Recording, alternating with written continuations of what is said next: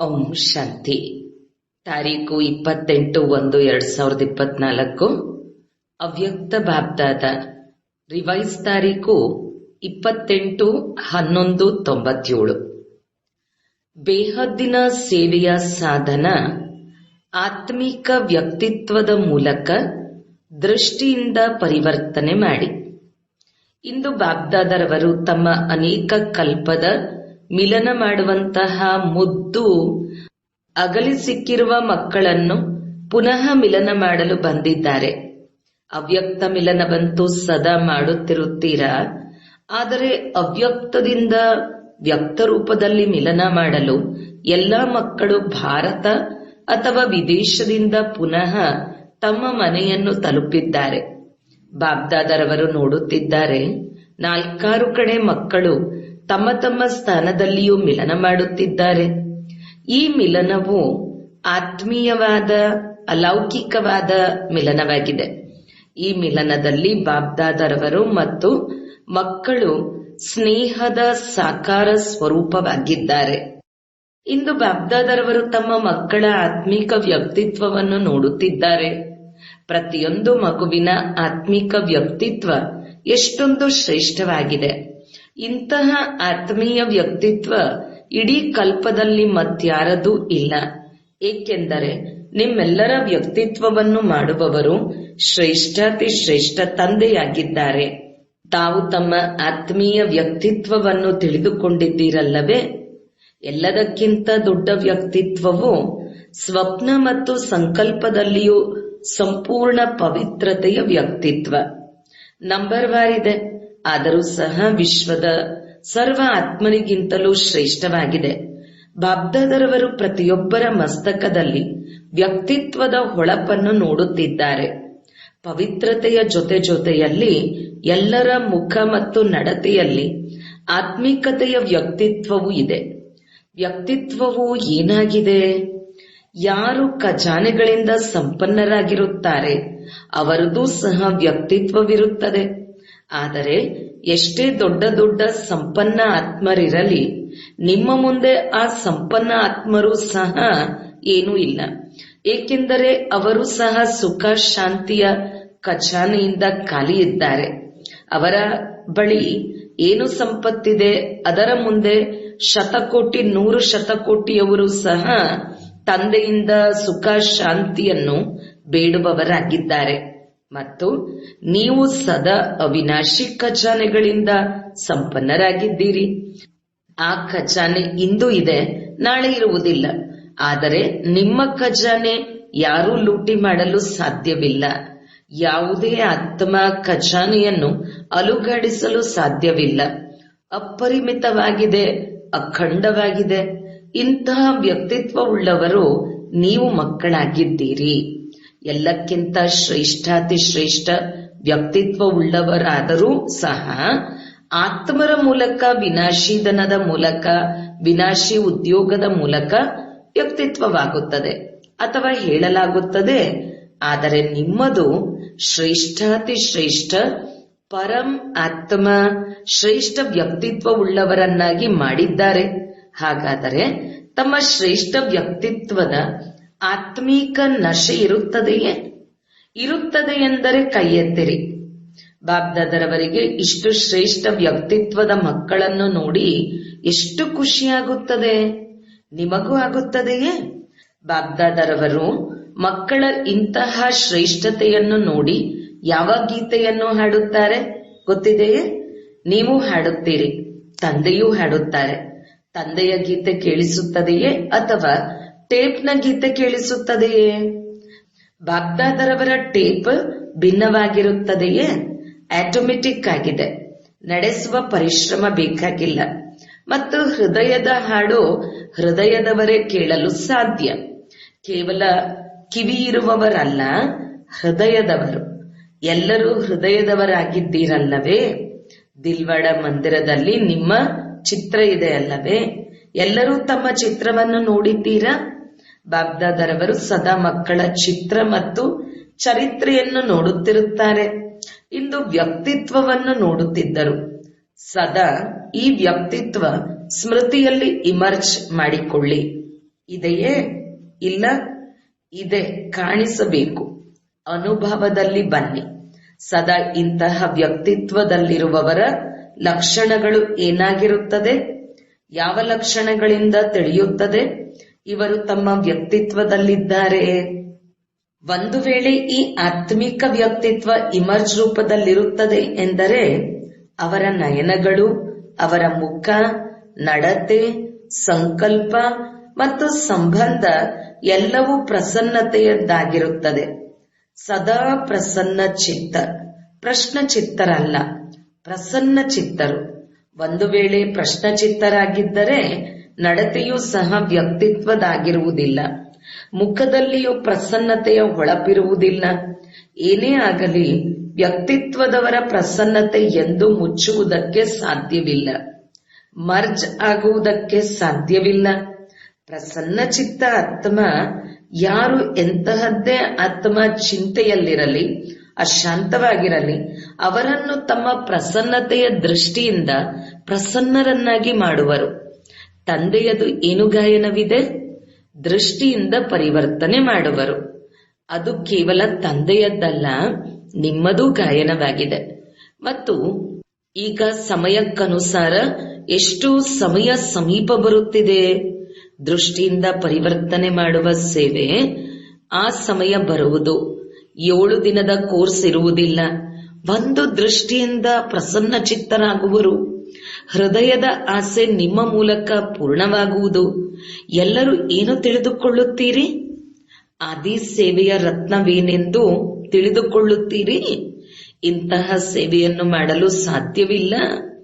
ಈಗ ನೋಡಿರಿ, ನೀವು 40 ವರ್ಷ ಸೇವೆಯನ್ನು ಮಾಡಿದ್ದೀರಿ ಅಥವಾ ಹೆಚ್ಚು ಮಾಡಿದಿರಿ. ಕೆಲವರದು 1-2 ಕಡಿಮೆಯಾಗಿರಬಹುದು, ಕೆಲವರದು ಹೆಚ್ಚಾಗಿರಬಹುದು. ಈಗ ನೀವು ತಮ್ಮ ಜೊತೆಗಾರರಿಗೆ ಈ ಸೇವೆಯನ್ನು ಕಲಿಸಿದ್ದೀರಿ ಮತ್ತು ನಿಮಿತ್ತರನ್ನಾಗಿ ಮಾಡಿದ್ದೀರಿ. ಈಗ ನೀವು ಏನು ಮಾಡುವಿರಿ? ಆ ಸೇವೆಯಂತೂ ಅವರು ಮಾಡುತ್ತಿದ್ದಾರೆ. ನೀವು ಆದಿರತ್ನವಾಗಿದ್ದೀರಿ. ಭಿನ್ನ ಮತ್ತು ಪ್ರಿಯ ಸೇವೆಯನ್ನು ಮಾಡುವರಲ್ಲವೇ? ಈಗ ಉತ್ಸವವನ್ನು ಆಚರಿಸುತ್ತೀರಿ. ಎಷ್ಟು ದೃಷ್ಟಿಯಿಂದ ಪರಿವರ್ತನೆ ಮಾಡಿದ್ದೇವೆಂದು 9 ಲಕ್ಷದಲ್ಲಿ ಎಷ್ಟು ಮಾಡಿದ್ದೀರಿ? ಮುಂದೆ 33 ಕೋಟಿಯೂ ಇದ್ದಾರೆ. 9 ಲಕ್ಷವೂ ಅದರ ಮುಂದೆ ಏನೂ ಇಲ್ಲ. ಬೀಜವಂತೂ ಇಲ್ಲಿಯೇ ಹಾಕಬೇಕಲ್ಲವೇ? ಆದಿ ಸೇವೆಯ ರತ್ನ ಮತ್ತೇನು ಕಮಾಲ್ ಮಾಡುತ್ತಾರೆಂದು ನೋಡೋಣ. ಸೇವಾ ಕೇಂದ್ರಗಳನ್ನು ತೆರೆದಿದ್ದೀರಿ, ಒಳ್ಳೊಳ್ಳೆಯ ಪ್ರೋಗ್ರಾಂ ಮಾಡಿದ್ದೀರಿ, ಈ ಕಮಾಲಂತೂ ಮಾಡಿದ್ದೀರಿ. ಇದಕ್ಕಾಗಿ ಪದಮಗುಣದಷ್ಟು ಶುಭಾಶಯಗಳು. 2 ಪ್ರಕಾರದ ಮಕ್ಕಳಿದ್ದಾರೆ. ಮೊದಲನೆಯವರು ಸ್ಥಾಪನೆಗೆ ನಿಮಿತ್ತ ಮಕ್ಕಳು ಮತ್ತು ನೀವೆಲ್ಲರೂ ವಿಶೇಷ ಸೇವೆಯ ಆದಿ ಮಕ್ಕಳು. ಇವರು ದಾದಿಯರು ಮೂಲ ಸ್ಥಾಪನೆಯವರು ಮತ್ತು ನೀವೆಲ್ಲರೂ ಸೇವೆಯ ಆದಿರತ್ನ ಮೊಟ್ಟ ಮೊದಲನೇ ಕಾಂಡವಾಗಿದ್ದೀರಿ. ಕಾಂಡವು ಬಲಶಾಲಿಯಾಗಿರುತ್ತದೆಯಲ್ಲವೇ? ಕಾಂಡದ ಮೇಲೆಯೇ ಎಲ್ಲವೂ ಆಧಾರವಾಗಿದೆ. ಕಾಂಡದಿಂದಲೇ ಎಲ್ಲಾ ಶಾಖೆಗಳು ಬರುತ್ತದೆ. ಮೂಲ ಫೌಂಡೇಶನ್ನವರು ಸೂಕ್ಷ್ಮದಲ್ಲಿ ಶಕ್ತಿಯನ್ನು ಕೊಡುತ್ತಾರೆ. ಆದರೆ ಪ್ರಾಕ್ಟಿಕಲ್ನಲ್ಲಿ ಏನು ಇರುತ್ತದೆ ಮತ್ತು ಕಾಣಿಸುತ್ತದೆ? ಅದು ಕಾಂಡವಾಗಿದೆ. ಅಂದಾಗ ದಾದಿಯರು ಗುಪ್ತವಾಗಿ ಬಿಟ್ಟರು.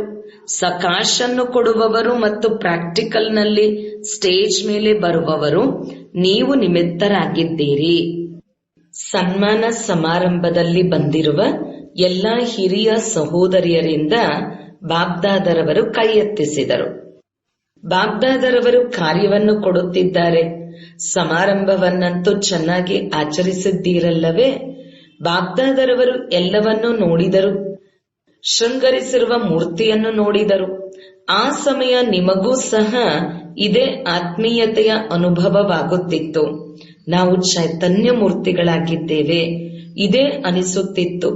ಶೃಂಗರಿಸಿರುವ ಮೂರ್ತಿಗಳು ಮಂದಿರಗಳಿಂದ ಶಾಂತಿವನದಲ್ಲಿ ಬಂದು ತಲುಪಿಬಿಟ್ಟಿವೆ.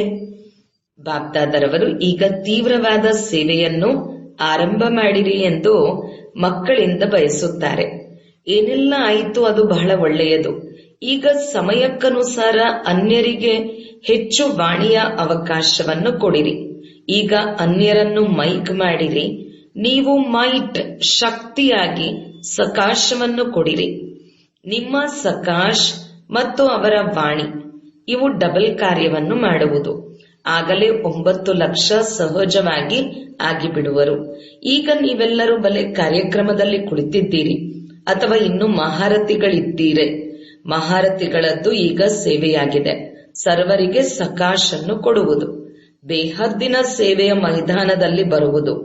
ಯಾವಾಗ ತಂದೆಯು ಅವ್ಯಕ್ತವತನ ಒಂದು ಸ್ಥಾನದಲ್ಲಿ ಕುಳಿತು 4 ಕಡೆಯಲ್ಲಿರುವ ವಿಶ್ವದ ಮಕ್ಕಳ ಸೇವೆ ಮಾಡಬಹುದು, ಮಾಡುತ್ತಿದ್ದಾರೆ ಅಂದಾಗ ನೀವು ಸಹ ಒಂದು ಸ್ಥಾನದಲ್ಲಿ ಕುಳಿತು ತಂದೆಯ ಸಮಾನ ಬೇಹದ್ದಿನ ಸೇವೆ ಮಾಡಲು ಸಾಧ್ಯವಿಲ್ಲವೇ? ಆದಿರತ್ನ ಅರ್ಥಾತ್ ಫಾಲೋ ಫಾದರ್, ಬೇಹದ್ದಿನಲ್ಲಿ ಸಕಾಶವನ್ನು ಕೊಡಿ.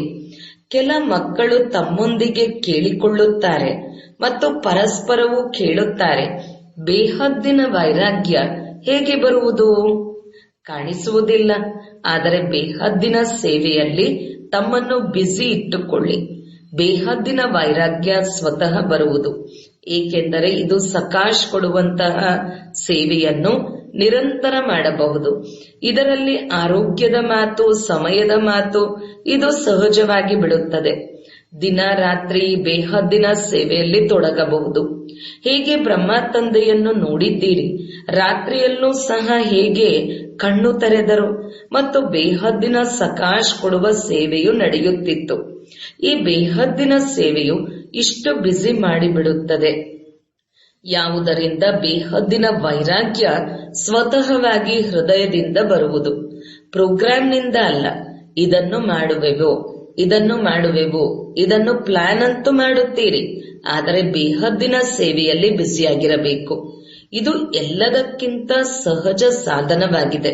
ಏಕೆಂದರೆ ಯಾವಾಗ ಬೇಹದ್ದಿನ ಸಕಾಶ್ ಕೊಡುತ್ತೀನೆಂದರೆ ಹತ್ತಿರ ಇರುವವರು ಸ್ವತಃ ಸಕಾಶನ್ನು ತೆಗೆದುಕೊಳ್ಳುವರು. ಈ ಬೇಹದ್ದಿನ ಸಕಾಶನ್ನು ಕೊಡುವುದರಿಂದ ವಾಯುಮಂಡಲ ಸ್ವತಃವಾಗಿ ತಯಾರಾಗುವುದು. ಇಷ್ಟೊಂದು ಸೆಂಟರ್ನ ಜವಾಬ್ದಾರಿ ಇದೆ ಅಥವಾ ಝೋನ್ನ ಜವಾಬ್ದಾರಿ ಇದೆ ಎಂದು ಯೋಚಿಸಬೇಡಿರಿ. ನೀವೆಲ್ಲರೂ ರಾಜ್ಯದ ರಾಜರಾಗಬೇಕೇ ಅಥವಾ ವಿಶ್ವದ ರಾಜರಾಗಬೇಕೇ? ಏನಾಗಬೇಕು? ವಿಶ್ವದ ರಾಜರಾಗಬೇಕಲ್ಲವೇ? ಆದಿರತ್ನ ಆಗಿದ್ದೀರಿ, ವಿಶ್ವಕ್ಕೆ ಸಕಾಶ್ ಕೊಡುವಂತಹವರು ಆಗಿ. ಒಂದು ವೇಳೆ 20 ಸೆಂಟರ್, 30 ಸೆಂಟರ್ ಅಥವಾ 250 ಕೇಂದ್ರಗಳು ಅಥವಾ ಝೋನ್ ಇದು ಬುದ್ಧಿಯಲ್ಲಿದ್ದರೆ ಇದು ಸಹ ಕಾಂಡದ ಕಾರ್ಯವಲ್ಲ. ಇದಂತೂ ರೆಂಬೆ ಕೊಂಬೆಗಳು ಮಾಡುತ್ತವೆ. ನೀವಂತೂ ಕಾಂಡವಾಗಿದ್ದೀರಿ. ಕಾಂಡದಿಂದ ಎಲ್ಲರಿಗೂ ಸಕಾಶ್ ತಲುಪುತ್ತದೆ. ನೀವೆಲ್ಲರೂ ಇದನ್ನೇ ಯೋಚಿಸುತ್ತೀರಿ, ಬೇಹದ್ದಿನ ವೈರಾಗ್ಯ ಬರಬೇಕು. ಇದಂತೂ ಬಹಳ ಒಳ್ಳೆಯದು. ಈಗಲೇ ವಿನಾಶವಾಗಿ ಬಿಡಲಿ. ಆದರೆ 9 ಲಕ್ಷಕ್ಕೆ ತಯಾರಿ ಮಾಡಿಲ್ಲವೆಂದರೆ, ಸತ್ಯಯುಗದ ಆದಿಯಲ್ಲಿ ಬರುವವರ ಸಂಖ್ಯೆ ತಯಾರಿ ಆಗಿಲ್ಲವೆಂದರೆ ವಿನಾಶವಾದರೆ ಯಾರು ಬರುವರು? 2-3 ಸಾವಿರ ಆತ್ಮರ ಮೇಲೆ ರಾಜ್ಯ ಮಾಡುವಿರೇನು? 4-5 ಲಕ್ಷ ಆತ್ಮರ ಮೇಲೆ ರಾಜ್ಯ ಮಾಡುವಿರೇನು?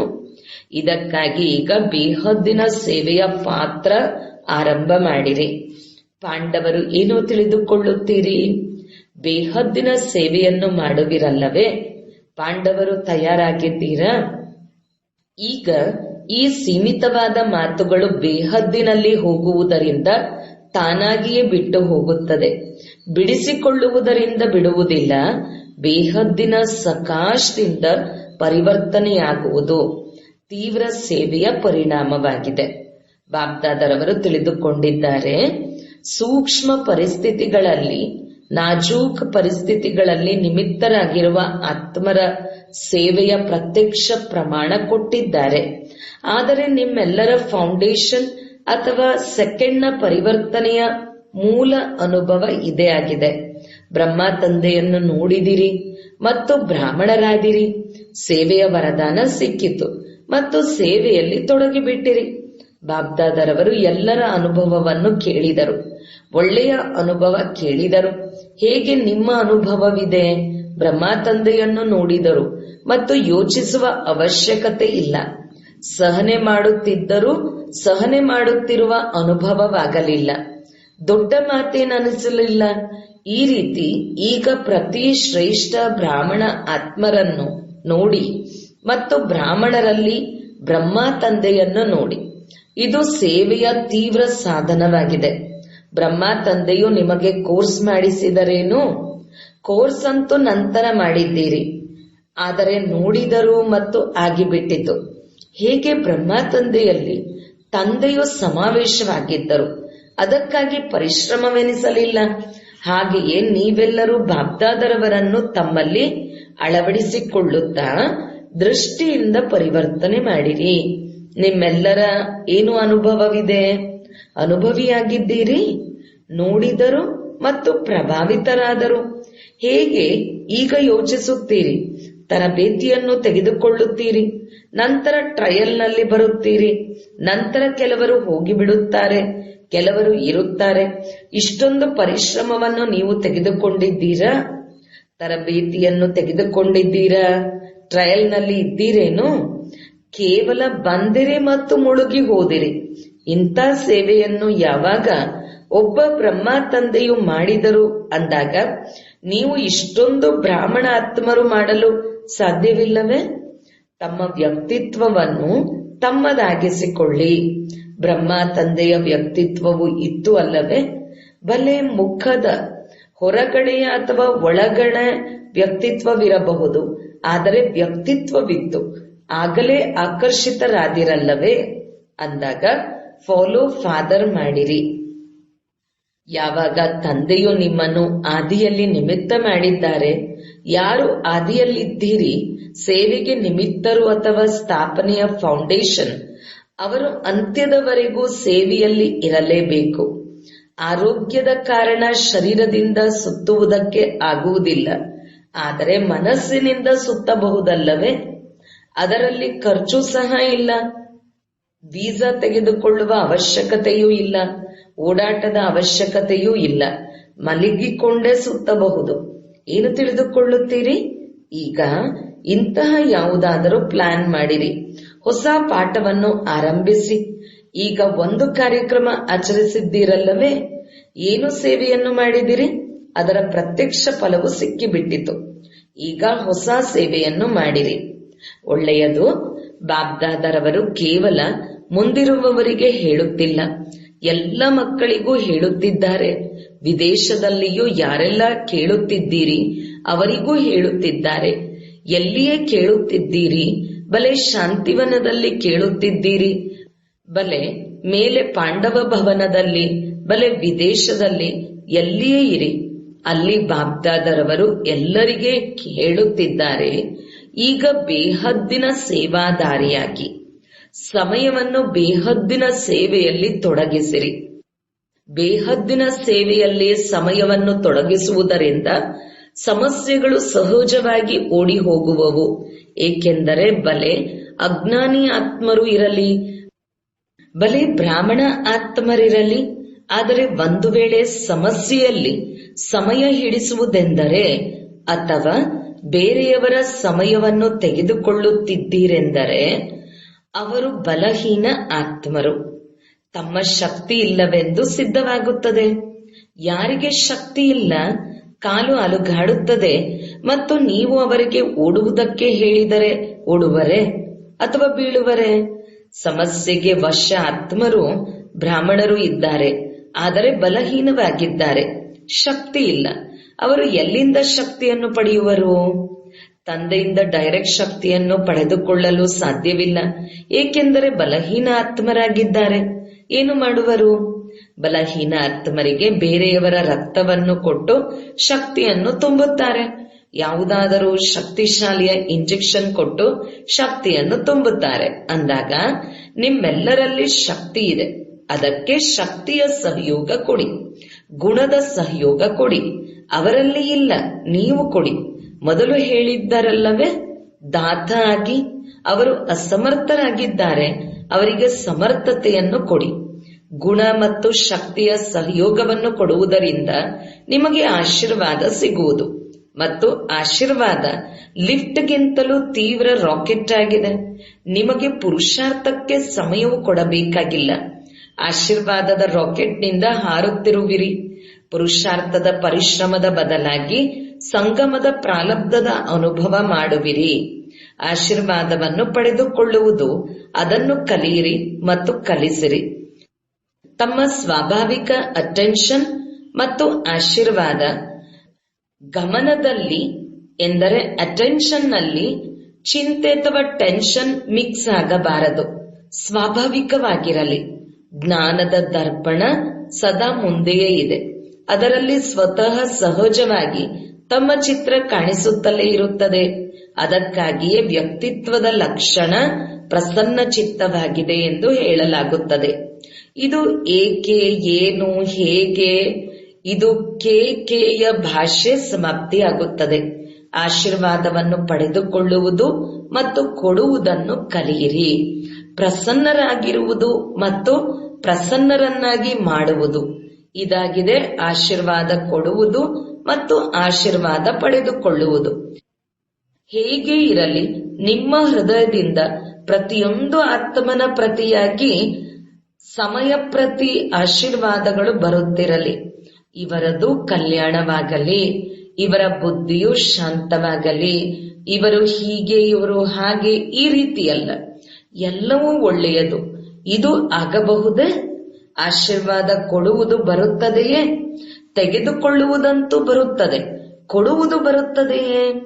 ಕೊಡುವುದಿಲ್ಲವೆಂದರೆ ತೆಗೆದುಕೊಳ್ಳುತ್ತೀರಿ ಹೇಗೆ? ಕೊಡಿ ಮತ್ತು ತೆಗೆದುಕೊಳ್ಳಿ. ನಾನು ಮಾಡುತ್ತೇನೆ, ಇದನ್ನು ಮಾಡಬೇಡಿ. ಬ್ರಹ್ಮ ತಂದೆಯದು ಸದಾ ಸ್ಲೋಗನ್ ಆಗಿತ್ತು. ತಂದೆಯು ಪದೇ ಪದೇ ನೆನಪು ತರಿಸುತ್ತಿದ್ದರು. ಯಾವ ಕರ್ಮ ನಾನು ಮಾಡುತ್ತೇನೆ, ನನ್ನನ್ನು ನೋಡಿ ಅನ್ಯರು ಮಾಡುತ್ತಾರೆ. ಯಾವಾಗ ಬೇರೆಯವರು ಮಾಡುವರು, ಆಗ ನಾನು ಮಾಡುವೆನು. ಇದು ಸ್ಲೋಗನ್ ಅಲ್ಲ. ನಾನು ಏನು ಮಾಡುತ್ತೇನೆ, ನನ್ನನ್ನು ನೋಡಿ ಅನ್ಯರು ಮಾಡುತ್ತಾರೆ. ಇಲ್ಲವೆಂದರೆ ಸ್ಲೋಗನ್ ಬದಲಾಯಿಸಿ. ಮತ್ತು ಜಗದಂಬ ತಾಯಿಯ ವಿಶೇಷ ಸ್ಲೋಗನ್ ಆಗಿತ್ತು, ಭಗವಂತನು ನಡೆಸುವವನು ನಡೆಸುತ್ತಿದ್ದಾರೆ. ಅವರು ನಡೆಸುತ್ತಿದ್ದಾರೆ, ನಾವು ನಿಮಿತ್ತರಾಗಿ ನಡೆಯುತ್ತಿದ್ದೇವೆ. ಹಾಗಾದರೆ 2 ಸ್ಲೋಗನ್ ಸದಾ ನೆನಪಿಟ್ಟುಕೊಳ್ಳಿ, ಎಮರ್ಜ್ ಮಾಡಿಕೊಳ್ಳಿ. ಇದೇ ಕೇಳಿದ್ದೇವೆ. ನೆನಪಂತೂ ಇರುತ್ತದೆ, ಅಲ್ಲ ಕರ್ಮದಲ್ಲಿ ಕಾಣಿಸಬೇಕು. ಅಂದಾಗ ಏನು ಮಾಡುತ್ತೀರಿ? ಆಶೀರ್ವಾದ ಪಡೆದುಕೊಳ್ಳುತ್ತೀರಿ, ಆಶೀರ್ವಾದ ಕೊಡುತ್ತೀರಿ, ಅಥವಾ ನಿಂದನೆ ಮಾಡುತ್ತೀರಿ? ಫೀಲ್ ಮಾಡುತ್ತೀರಿ, ಇವರು ಹೀಗೆ ಇವರು ಹಾಗೆ. ಇಲ್ಲ, ಅವರಿಗೆ ಆಶೀರ್ವಾದ ಕೊಡಿ. ಬಲಹೀನವಾಗಿದ್ದಾರೆ, ವಶೀಭೂತರಾಗಿದ್ದಾರೆ. ಭಾಷೆ ಮತ್ತು ಸಂಕಲ್ಪವನ್ನು ಬದಲಾಯಿಸಿರಿ. ಇವರು ಬದಲಾಗಲಿ. ಇದು ಸಂಕಲ್ಪ ಮಾತ್ರವೂ ಇರಬಾರದು. ನಾನು ಬದಲಾಗಬೇಕು. ಬೇರೆ ಮಾತುಗಳಲ್ಲಿ ನಾನು ಬರುತ್ತದೆ, ಆದರೆ ಯಾವ ಮಾತಿನಲ್ಲಿ ನಾನು ಬರಬೇಕು, ಅದರಲ್ಲಿ ಬೇರೆಯವರು ಮಾಡಿದರೆ ಮಾಡಲಿ. ಇದು ಏನು? ಒಳ್ಳೆಯ ಕಾರ್ಯವಿದ್ದರೆ ನಾನು ಎಂದು ಹೇಳುತ್ತೀರಿ, ಅಂತಿಂತಹ ಕಾರ್ಯವಿದ್ದರೆ ಇವರು ಮಾಡಿದರು, ಇವರು ಹೇಳಿದರು ಎಂದು ಹೇಳುತ್ತೀರಿ. ಉಲ್ಟಾಯಿತಲ್ಲವೇ? ಯಾರು ಏನೇ ಮಾಡಿದರೂ ನಾನು ಏನು ಮಾಡಬೇಕು, ನಾನು ಏನು ಯೋಚಿಸಬೇಕು, ನಾನು ಏನು ಹೇಳಬೇಕು, ಇದರಲ್ಲಿ ನನ್ನತನವನ್ನು ತನ್ನಿರಿ. ದೇಹಾಭಿಮಾನದ ನನ್ನತನವಲ್ಲ, ಸೇವೆಯ ನನ್ನತನ. ಈ ರೀತಿ ಶ್ರೇಷ್ಠ ಪ್ರಕಂಪನಗಳನ್ನು ಹರಡಿಸಿರಿ. ಈಗ ವಾಣಿಯು ಕಡಿಮೆ ಕೆಲಸ ಮಾಡುತ್ತದೆ. ಹೃದಯದ ಸಹಯೋಗ, ಹೃದಯದ ಪ್ರಕಂಪನಗಳು ಬಹಳ ಬೇಗ ಕೆಲಸ ಮಾಡಬಹುದು. ಈಗ 1 ನಿಮಿಷದಲ್ಲಿ ಎಲ್ಲರೂ ತಮ್ಮ ಶಾಂತಿಯ ಶಕ್ತಿಯನ್ನು ಎಮರ್ಜ್ ಮಾಡಿಕೊಳ್ಳಿ. ಬಾಗ್ದಾದರವರು ಡೆಡ್ ಸೈಲೆನ್ಸಿನ ಡ್ರಿಲ್ ಮಾಡಿಸಿದರು. ಒಳ್ಳೆಯದು. 4 ಕಡೆಯ ಸರ್ವ ವಿಶೇಷ ಆತ್ಮರಿಗೆ ಸದಾ ಆತ್ಮೀಯ ವ್ಯಕ್ತಿತ್ವದ ನಶೆಯಲ್ಲಿ ಇರುವಂತಹ ಆತ್ಮರಿಗೆ ಸದಾ ಬೇಹದ್ದಿನ ಸೇವೆಯಲ್ಲಿ ಸ್ವಯಂ ಅನ್ನು ಬ್ಯುಸಿಯಾಗಿ ಇಟ್ಟುಕೊಳ್ಳುವಂತಹ ನಿಮಿತ್ತ ವಿಶ್ವ ಕಲ್ಯಾಣಕಾರಿ ಆತ್ಮರಿಗೆ ಸದಾ ಬ್ರಹ್ಮ ತಂದೆ ಮತ್ತು ಜಗದಂಬೆಯ ಸ್ಲೋಗನ್ ಸಾಕಾರದಲ್ಲಿ ತರುವಂತಹ ಶ್ರೇಷ್ಠಾತಿ ಶ್ರೇಷ್ಠ ದೃಷ್ಟಿಯಿಂದ ಪರಿವರ್ತನೆ ಮಾಡುವಂತಹ ಸೇವೆಯಲ್ಲಿ ಸದಾ ಇರುವಂತಹ ತಂದೆಯ ಸಮಾನ ಆತ್ಮರಿಗೆ ಬಾಬ್ದಾದರವರು ಜಗದಂಬಾ ತಾಯಿಯ ನೆನಪು, ಪ್ರೀತಿ ಮತ್ತು ನಮಸ್ತೆ. ವರದಾನ: ಸ್ವಾರ್ಥದಿಂದ ಭಿನ್ನ ಮತ್ತು ಸಂಬಂಧಗಳಿಂದ ಪ್ರಿಯ ಆಗಿ ಸೇವೆ ಮಾಡುವಂತಹ ಸತ್ಯ ಸೇವಾದಾರಿ ಭವ. ಯಾವ ಸೇವೆ ಸ್ವಯಂಗೆ ಹಾಗೂ ಅನ್ಯರಿಗೆ ಅಡಚಣೆ ಮಾಡುತ್ತದೆ ಅದು ಸೇವೆಯೇ ಅಲ್ಲ, ಸ್ವಾರ್ಥವಾಗಿದೆ. ಯಾವುದಾದರೂ ಒಂದು ಸ್ವಾರ್ಥಕ್ಕೆ ನಿಮಿತ್ತ ಆಗುವುದು, ಆಗ ಮೇಲೆ ಕೆಳಗೆ ಆಗುವಿರಿ. ತಮ್ಮದು ಅಲ್ಲ ಬೇರೆಯವರ ಸ್ವಾರ್ಥ ಯಾವಾಗ ಪೂರ್ಣ ಆಗುವುದಿಲ್ಲ, ಆಗ ಸೇವೆಯಲ್ಲಿ ಅಡಚಣೆ ಉಂಟಾಗುವುದು. ಆದ್ದರಿಂದ ಸ್ವಾರ್ಥದಿಂದ ಭಿನ್ನ ಮತ್ತು ಸೇವೆಯ ಸಂಬಂಧದಲ್ಲಿ ಪ್ರಿಯರಾಗಿ ಸೇವೆ ಮಾಡಿ. ಆಗ ಹೇಳಲಾಗುವುದು ಸತ್ಯ ಸೇವಾದಾರಿ. ಸೇವೆ ತುಂಬ ಉಮಂಗ ಉತ್ಸಾಹದಿಂದ ಮಾಡಿ, ಆದರೆ ಸೇವೆಯ ಹೊರೆ ಸ್ಥಿತಿಯನ್ನು ಎಂದು ಮೇಲೆ ಕೆಳಗೆ ಮಾಡಬಾರದು. ಇದರ ಕಡೆ ಗಮನ ಕೊಡಿ. ಸ್ಲೋಗನ್: ಶುಭ ಹಾಗೂ ಶ್ರೇಷ್ಠ ವೈಬ್ರೇಷನ್ ಮೂಲಕ ನಕಾರಾತ್ಮಕ ದೃಶ್ಯವನ್ನು ಸಹ ಸಕಾರಾತ್ಮಕದಲ್ಲಿ ಬದಲಾಯಿಸಿ. ಅವ್ಯಕ್ತ ಸೈಲೆನ್ಸಿನ ಮೂಲಕ ಡಬಲ್ ಲೈಟ್ ಫರಿಷ್ಠಾ ಸ್ಥಿತಿಯ ಅನುಭವ ಮಾಡಿ. ಮಾಡಿಸುವವರು ತಂದೆಯಾಗಿದ್ದಾರೆ. ಮಾಡಿಸುವವರು ಎಲ್ಲವನ್ನೂ ಮಾಡಿಸುತ್ತಿದ್ದಾರೆ. ನಾನು ನಿಮಿತ್ತ ಮಾಡುವವನಾಗಿ ಮಾಡುತ್ತಿದ್ದೇನೆ. ಈ ಸ್ಮೃತಿಯಿಂದ ಕರ್ತ ಮಾಡುವವ ತನದ ಬಾಣವನ್ನು ಸಮಾಪ್ತಿ ಮಾಡಿ ಭಿನ್ನರು ಮತ್ತು ಪ್ರಿಯರಾಗಿರಿ. ಎಲ್ಲ ಹೊರೆ ತಂದೆಯ ಮುಂದೆ ಸಮರ್ಪಿತ ಮಾಡಿ. ತಮ್ಮ ಅನಾದಿ ಸ್ವರೂಪದ ಸ್ಮೃತಿಯಿಂದ ಅನಾದಿ ಸ್ವಭಾವ ಸಂಸ್ಕಾರವನ್ನು ಧಾರಣೆ ಮಾಡಿ ಡಬಲ್ ಲೈಟ್ ಸ್ಥಿತಿಯ ಅನುಭವ ಮಾಡಿ. ಓಂ ಶಾಂತಿ.